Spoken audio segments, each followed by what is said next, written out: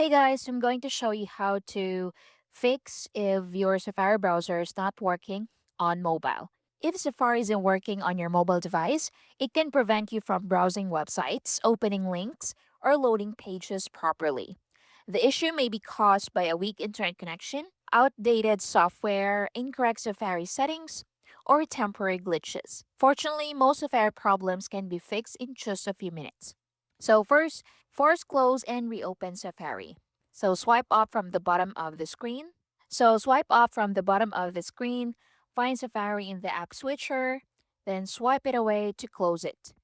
Then reopen Safari and try again. Then see if that works.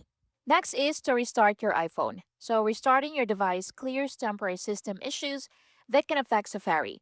So press and hold the side button and a volume button. Slide to power off, then wait about 30 seconds. Then turn your iPhone back on, then open Safari and see if that works. Next is to clear Safari history and website data.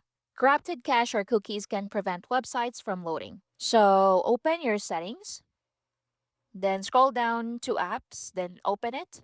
Then from here, look for Safari and select that. Then from here, scroll down until you see clear history and website data. Then confirm the action by clicking clear history. You can also choose a time frame at the top. Then click clear history. So take note this will remove your browsing history, cookies, and cache data. Once done, go ahead and open Safari again and see if that works. Thank you for watching.